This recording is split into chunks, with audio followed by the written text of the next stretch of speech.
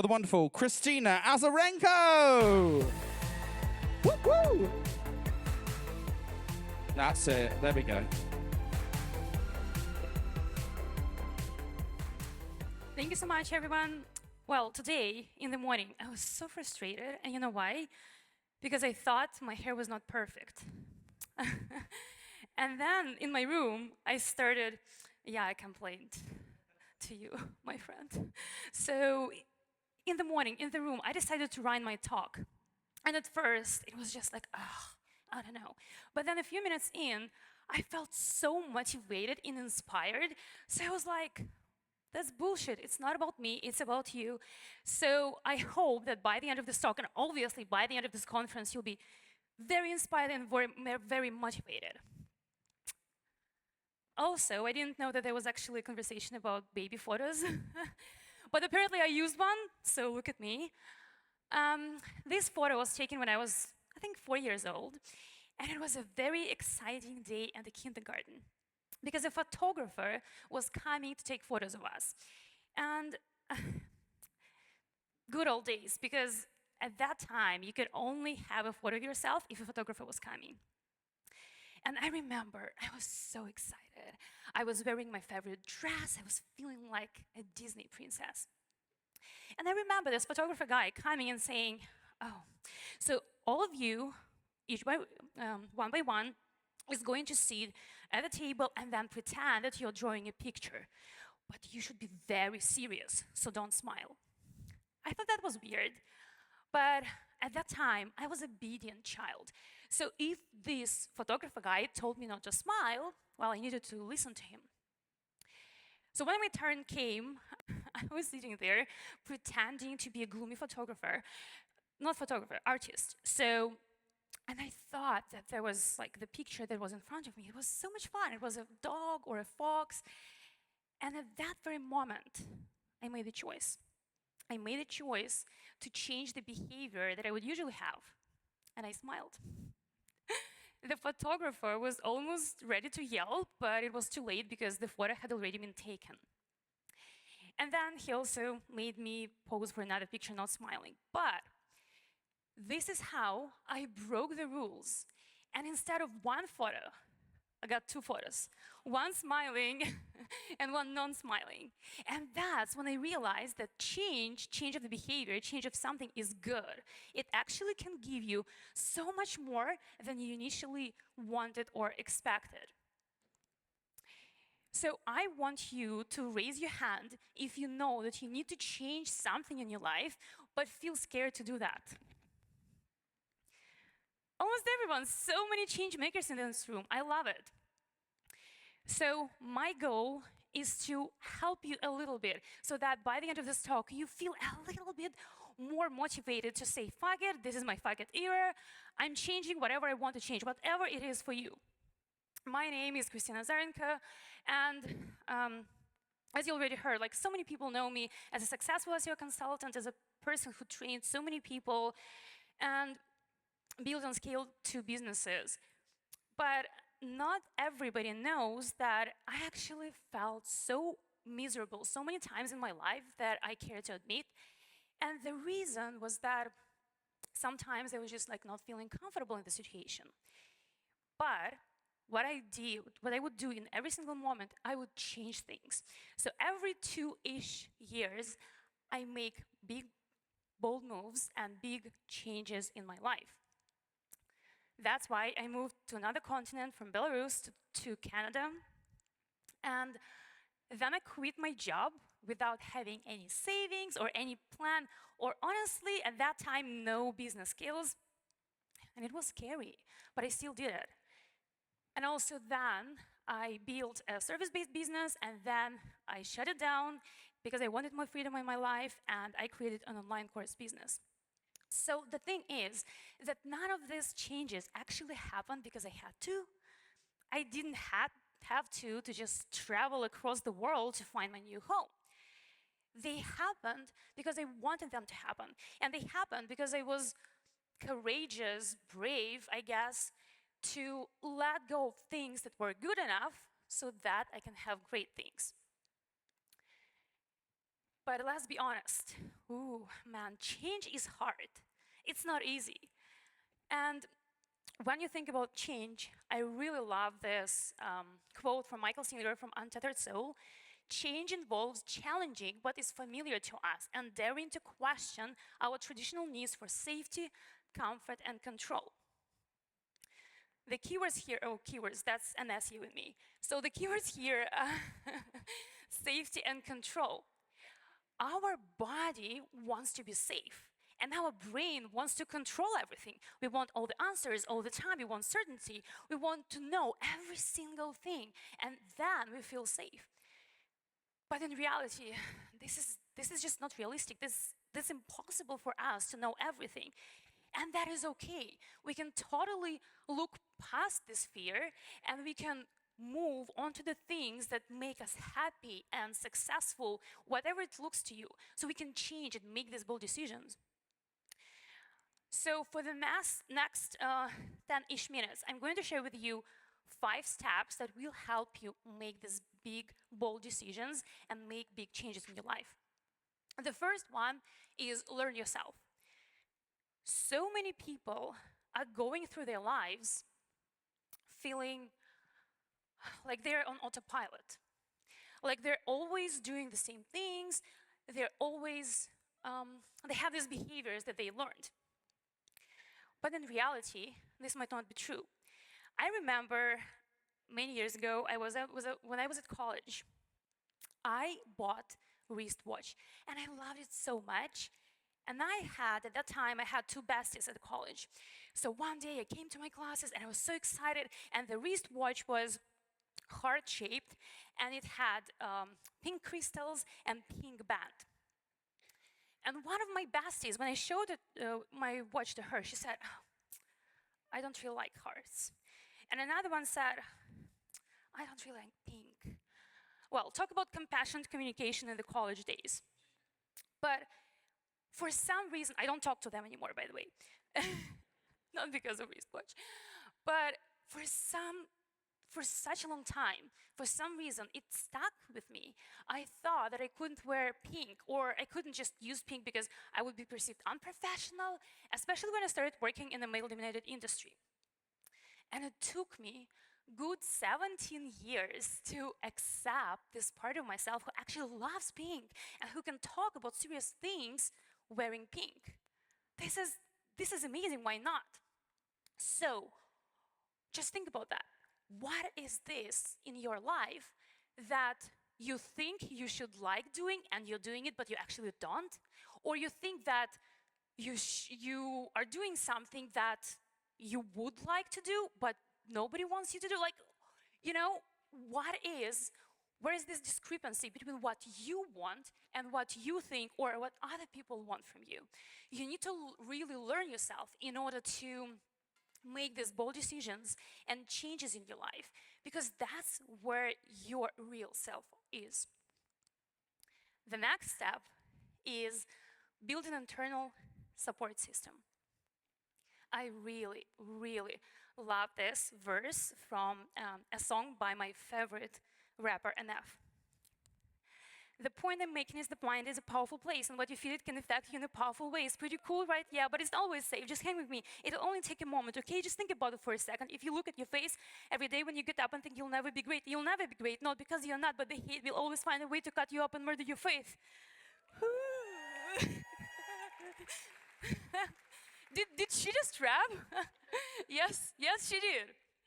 But the point is that it's you who matters. You are your biggest cheerleader or your biggest enemy. It's you who chooses that. And if you're like me, you might have been driven by this thought: I'm not good enough.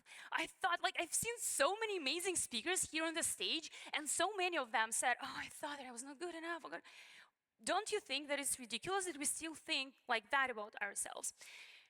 But for some time, for a long time actually, this thought of I'm not good enough, it will just motivate me to do more things, bigger things, cool things, and make me successful. So it kind of works until it doesn't, because then you just break down, you're too perfectionist, it's just hard. right? And I remember it was really hard when I quit my job, and every day I would wake up and think, Christina, don't be stupid. Like, this is not going to work. Just wake up, go find a normal job, like all normal people do. Like, what are you even doing? It was really harsh. I was so harsh on myself.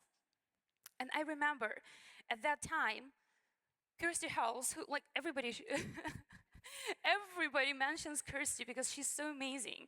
She's so cool. And she sent me this self-compassion test. So I think everybody knows at this point what self-compassion is. But I really love this um, um, from Dr. Kristina, who actually researches self-compassion, and I think she coined the term in the first place. Self-compassion is simply the process of turning compassion inward. We are kind and understanding rather than harshly self-critical when we fail, make mistakes, or feel inadequate. We give ourselves support and encouragement. Ooh, support and encouragement to ourselves? That's just hard, right? So I took this test, and remember, I was thinking I was not good enough. I took the test, and I got the lowest score. So I thought I was not even good enough for this self-compassion thing. And at that time, I got a dog. I know, she's just an angel. So I got a dog, and I love her so much. And whatever she would do, like she would walk, eat, she would poop, like honestly anything. I would just tell her, "You're such a good girl. You are such a good girl." I still do it. And I thought, what if instead of beating myself up all the time, I would give at least 10% of this unconditional love and support that I'm giving to my dog? What if I give just tiny 10% to myself? And I realized that I needed to learn self-compassion. I started learning self-compassion, positive thinking, and reframing, and it really worked. And I think a year ago, I randomly remembered about the self-compassion test, and I retook it. And that time, I got the highest score. And I was so happy about that. And as I was sitting at home in my favorite chair and drinking coffee, I thought, I am happy who I am. I love myself. And this is the thing. When you build this internal support system, it will help you to get through the hardest thing in your life, to make these big decisions, to make big changes, because you know that you are the one who will support you. This is very important. But then, what also helps and goes a long way is building an external support system. And so many people were talking about this, right? And I remember a few years ago, I was traveling from Canada, where I live now, to London for a conference. And I was so anxious because I was traveling across the ocean. I was jet lagged. I was traveling by myself. And I was going to this conference that I knew it was going to be really cool, and I knew the organizer. But I was just anxious. And I got to the venue, and I saw so many people. And I thought, oh my God, I want to talk to them, but I don't want to talk to them. I want them to come up to me, but I don't want to come up to me. And it was so scary. And then I saw them. I saw my friends that are amazing. They just came up to me. Apparently, they had already reserved a seat for me. Then they introduced me to some other people. And right there, instead of being this stranger, I felt at home. And that's what, for example, Arish was talking about. And Arish was one of these people, by the way. And I thought that I realized how important it is to have people in your corner that lift you up, that help you shine, that help you to be who you are, right? So building an external system, external support system, in addition to your internal support system, helps a lot. Then the fourth step that will help you to make these bold decisions is trusting your gut. Have you ever met someone who was like, okay, great, amazing person, but you felt that there was something wrong with them? It's just, yeah, you just couldn't pinpoint, but you felt there was something wrong. And then sometime later, you're just like, yeah, I was right. So at the beginning of 2022, I hired an operations business manager for my online course business because I was launching a new course and I really was excited to hire someone to support me through the operations so I could focus on some other things. And that girl looked amazing. Like, she had such great communication skills, but that's exactly kind of, yeah, I just felt a little bit, something was odd. And at first she was great. She was taking lead on the calls with our team. She was great. But then, the closer to the launch, I realized that, well, she had been burning her hours for really unimportant things, and then she suddenly disappeared somewhere right before the launch, leaving me to do all her work on top of mine. It was not fun. But it was my fault because I had this gut feeling that told me, no, don't work with her. And I just ignored. Why? Because I thought that I needed to justify it. Have you ever have you ever felt it? That you know something is wrong, or but you're like, okay, but why? I need to find the exact rationalize. Don't do it, because every single person in this room, every beautiful person, every beautiful soul in this room has this superpower, this gut feeling. And from a scientific point of view, a gut feeling is an output from a supercomputer, which is our brain, that constantly analyzes so many things, so many variables that we are not even aware of. And it gives you the answer. And from a spiritual perspective, our gut feeling is a connection to our higher self, which has all the answers. So we just have always access to this amazing thing, gut feeling, and we think that we need to analyze it. We don't. So my lesson here and my message to you here is don't think that you need to rationalize or justify your gut feeling. Just listen to it. And the final step that will help you to make big changes in your life is question parts of your self-identity.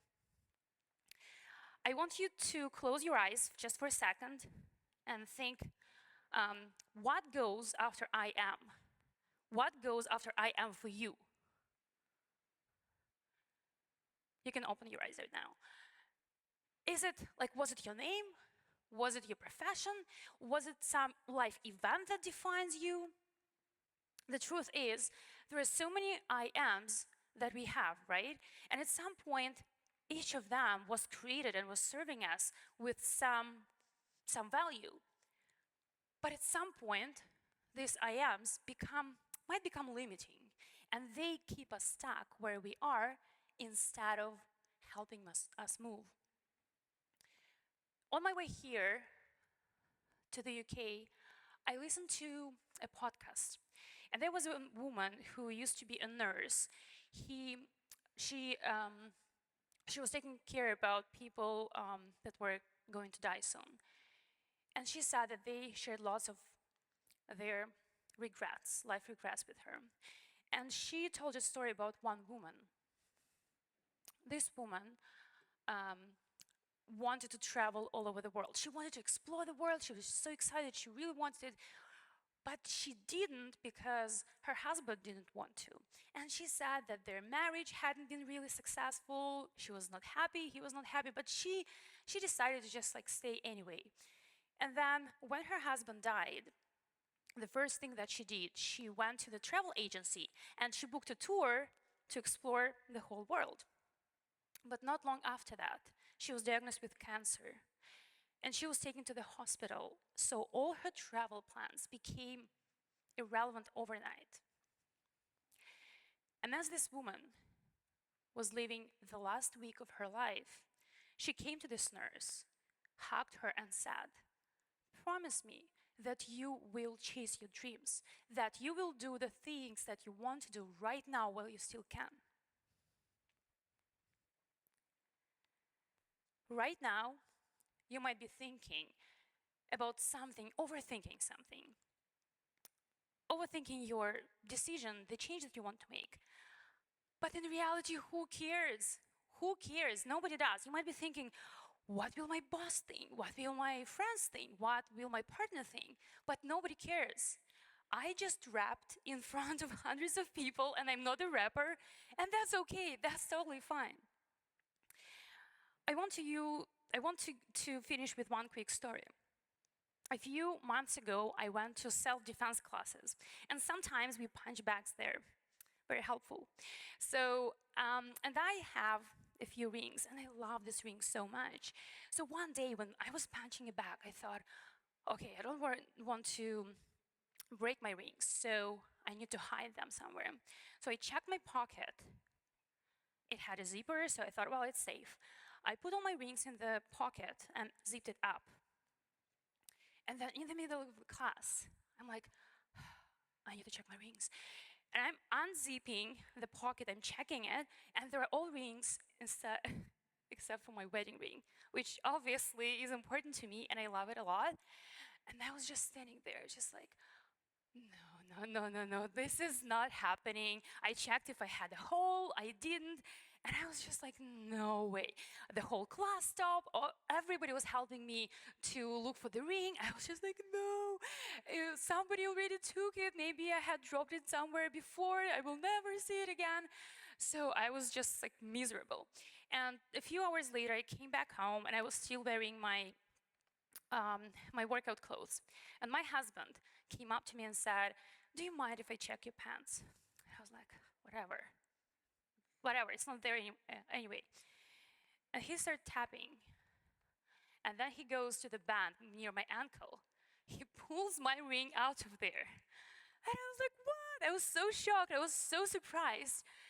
And I thought to myself, for the past 2 hours, I was looking for something that I desperately needed.